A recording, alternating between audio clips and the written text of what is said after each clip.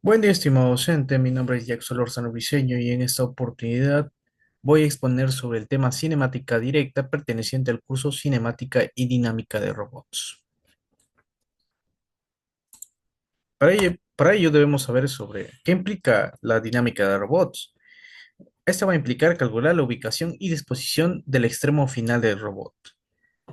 Como podemos ver la animación del costado, vemos pues un brazo robótico que está sujetando cierto objeto y moviéndolo de un lado para otro, ¿no? Podemos observar que hay una clase de mano que se contrae y sujeta el objeto. Ese va a ser nuestro extremo terminal del robot o nuestro efector final, ¿no? Vamos a utilizar también lo que son coordenadas, tomando como referencia puede ser la base o incluso uno de los eslabones. Eso es lo bueno de la cinemática directa, que vamos a poder comenzar pues dependiendo am, a lo que nosotros requerimos. También pues vamos a ver lo que son articulaciones y características geométricas de los componentes del robot. Como hemos mencionado, se va a utilizar coordenadas. Por ende, se va a utilizar la álgebra vectorial y matricial, ¿no? Para describir nosotros la posición de nuestro objeto en un espacio tridimensional. Además, también vamos a ver lo que es cadena cinemática de eslabones y las articulaciones y sus movimientos. Como podemos ver en la imagen, pues vemos dos brazos robóticos en diferentes posiciones. Y, por ejemplo, los eslabones podemos identificarlos ahí como L1, L2 y L3, ¿no? En lo que son rotaciones, bueno, se ve a simple vista que es una rotación, eh, una rotación rotacional y un movimiento prismático, ¿no? Unas rotaciones y movimientos prismáticos en lo que es la base. En el segundo brazo robótico también se puede ver, pues, totalmente firme el robot, como quien mira para arriba. Esto pues hace que nuestro análisis de posiciones se haga pues, mucho más sencillo, ¿no? Ya vamos a poder ver en los siguientes explicaciones sobre por qué es más sencillo de esa manera.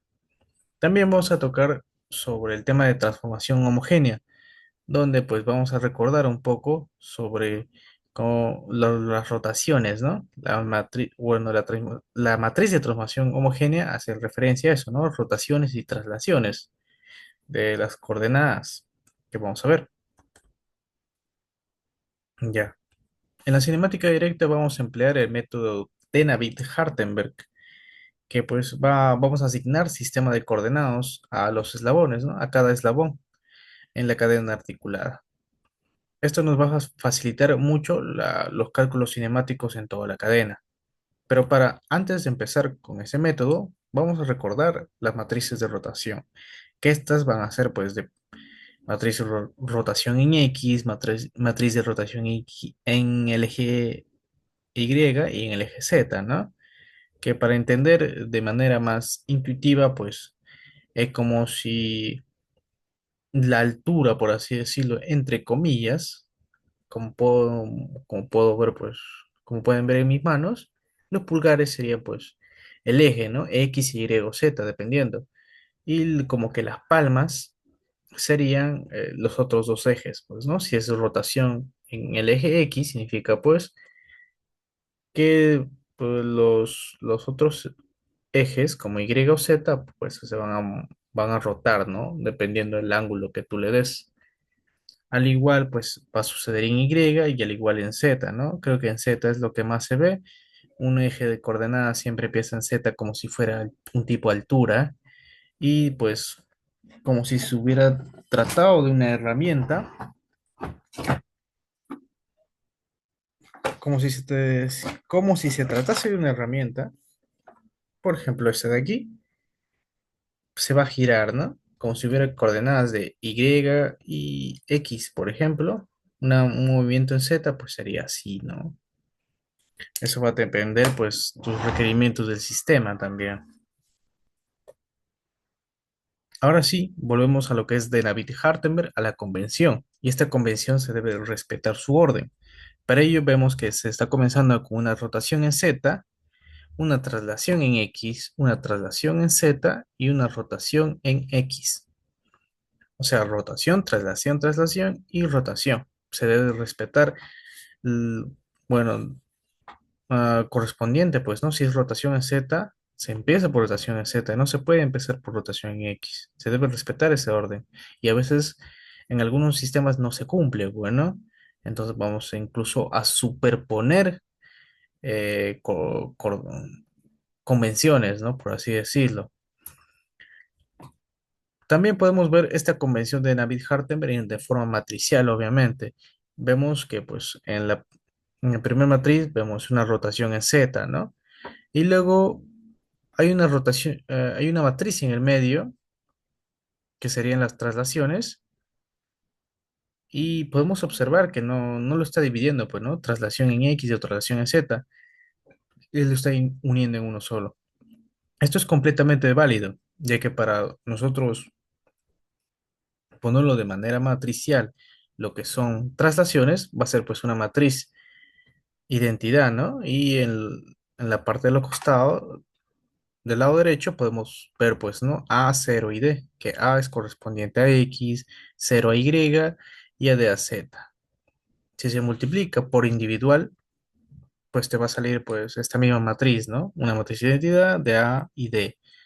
Está completamente válido. Y luego terminamos con una rotación en X, ¿no? Como lo hemos visualizado aquí, como lo hemos visualizado anteriormente.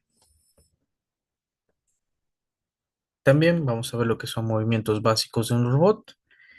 Para los siguientes ejemplos, pues vamos a ver lo que son movimientos rotacionales y prismáticos, ¿no? Rotacionales, obviamente, dependiendo del eje, y prismáticos, un movimiento que sería, pues, que también corresponde a un eje coordenado, pero sería, pues, un desplazamiento, por así decirlo, ¿no? Un crecimiento. Hay otros tipos de movimientos, sí, pero vamos a ver esos dos en concreto. También vamos a ver lo que son los parámetros de Navier-Hartenberg, que no son más lo que hemos visto anteriormente, ¿no?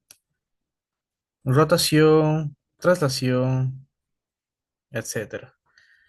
Para ello también hemos mencionado lo que son eslabones, que son como los brazos, ¿no?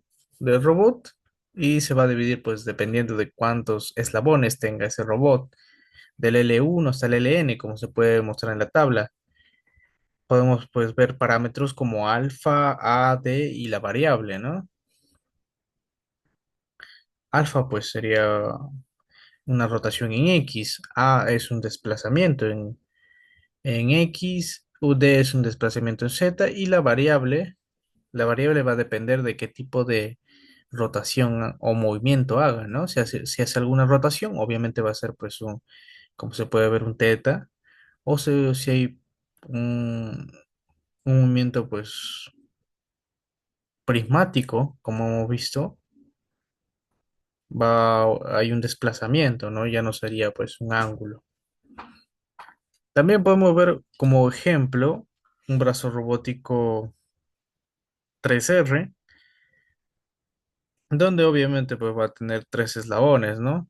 Ya que estamos comenzando desde pues de la primera junta, donde está graficando que el Z está saliendo hacia afuera, que está pues muy bien graficado, y los movimientos pues van a ser en correspondiente X o Y, ¿no? Como podemos observar, pues las variables de los tres eslabones van a ser ángulos, está bien colocado.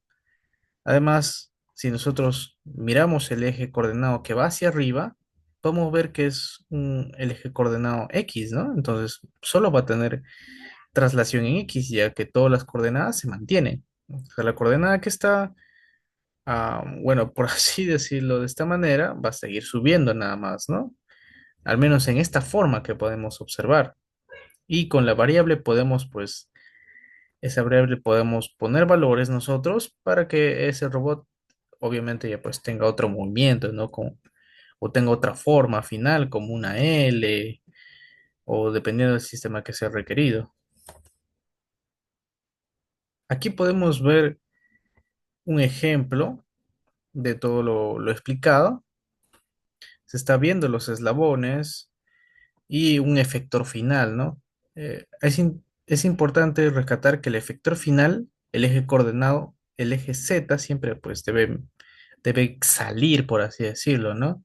Los bracitos deben ser el eje Y y el espacio vacío, por así decirlo, sería el eje X. Podemos observar en el análisis matemático, ya nos están dando un eje coordenado, ¿no? En este ejercicio, que está empezando pues en Z, y va a ser un movimiento en XY, ¿no? En XY va a ser un movimiento, va a poder desplazarse. Podemos ver que a la vista de su movimiento, nuestra variable va a ser pues una variable de ángulo, porque va a rotar.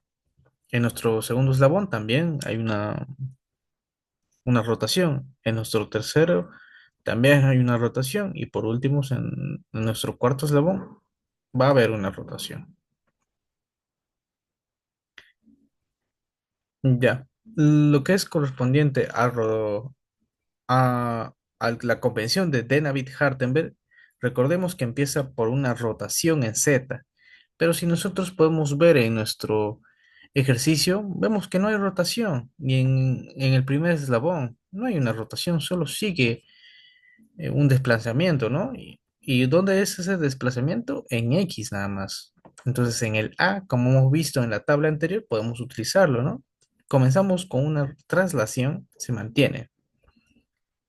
En el segundo eslabón es donde cambia la cosa.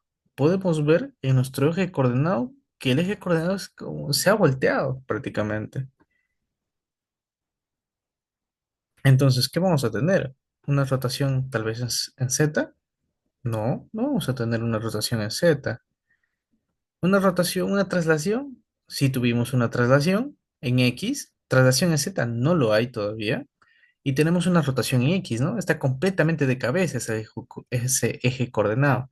Entonces vamos a voltearlo pues unos 180 grados, ¿no? Como si estuviéramos eh, tu eje Z aquí, tu eje X y lo volteas, ¿no? 180 grados. Entonces dar una vuelta. Para el eslabón 3 vemos que ese eje de coordenada se sigue manteniendo igual, ¿no? Sigue volteado, pero hay pues, una cierta distancia que se ha desplazado. Entonces siempre va a haber pues una distancia en el eje Z ahora, ya no va a haber en el eje X, porque el Z pues está como de cabeza y todo está desplazándose hacia abajo, ¿no? Al menos podemos ver lo que es este ejercicio.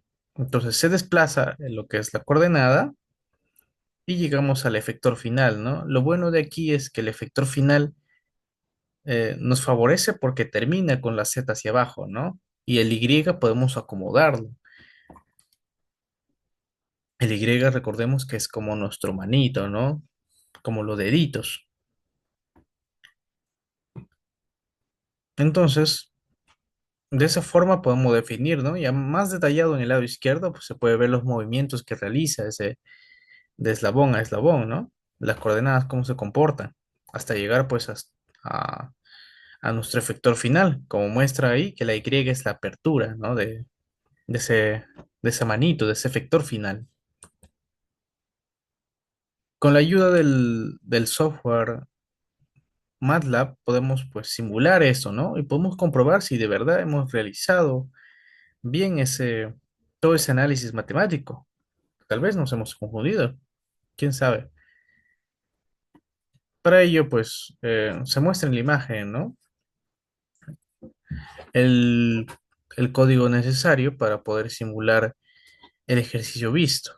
Para ello vamos a utilizar una librería también, una librería que es especial para que nos pueda ayudar a graficar, que pueda reconocer los parámetros y todo lo que hemos visto. Los eslabones, pues, como ya estuvimos viendo, se acotan con la letra L, 1, 2, 3, 4, 5, ¿no? Entonces, construimos tal cual estuvo como en nuestra tablita, para así, nuestra tablita, graficamos, ¿no? El teta, la distancia, distancia D, distancia A, el alfa, ¿no? Que a veces acá algunas cosas se mueven, porque aquí tuvimos como distancia X detonando la letra A, ¿no? Y entonces comenzamos con phi A. Pero es el orden nada más. Siempre vamos a respetar la convención, pero dentro de ello siempre se respeta la convención, ¿no? O sea, si tú haces una rotación en Z, no hay, ok, pasas al siguiente. Si hay, excelente, ¿no? Al menos en este sistema nos ha favorecido porque no tuvimos dos análisis, ¿no? Dos coordenadas en un mismo punto o en un mismo eslabón, así que podemos continuar. Como hemos analizado anteriormente, va a haber movimiento solo en X, que sería un A, ¿no? En este caso yo le puse un 3. Y en lo que es eh, el P, o el parámetro P que está poniendo ahí, se está poniendo como cero, ¿no? El P indica que es un movimiento prismático, un movimiento que crece, que depende de la distancia, que en nuestro caso no lo vamos a usar, porque todo va a ser rotacional, así que lo dejamos en cero. Y en el offset va a ser pues cómo va a empezar, ¿no? Cómo va a empezar tu variable. En nuestro caso vamos a ponerlo que inicie con cero, ¿no? Porque queremos ver pues nuestro sistema, cómo lo ha puesto el ejercicio, ¿no? Ya. Así pues rellenamos los valores para L2. L3 obviamente va a cambiar, pues ya no va a ser el distancia en X, sino distancia en Z, va a ser un recorrido. Ya podemos también un valor 3 y para el efector final estoy poniendo pues un valor pequeñito, que es un 1, ¿no? También podemos observar un menos pi medios, a pi medios, eso pues como va a ser rotacional va a haber pues un movimiento, ¿no? Entre pi medios a pi medios puedes ajustarlo ya, dependiendo de cómo lo uses. Las siguientes líneas de código pues mm, nos va a servir pues, para leer esos datos, esos parámetros que hemos puesto y graficarlos, ¿no? Vamos a poder observar, a ver, creo que aquí lo tengo.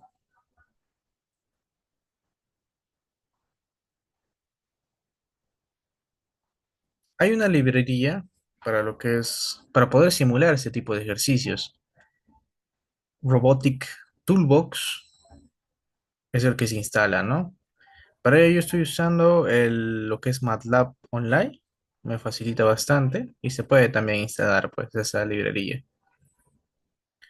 Ahora sí, son los mismos datos que hemos ingresado, los parámetros de los eslabones y corremos el programa, ¿no? A ver,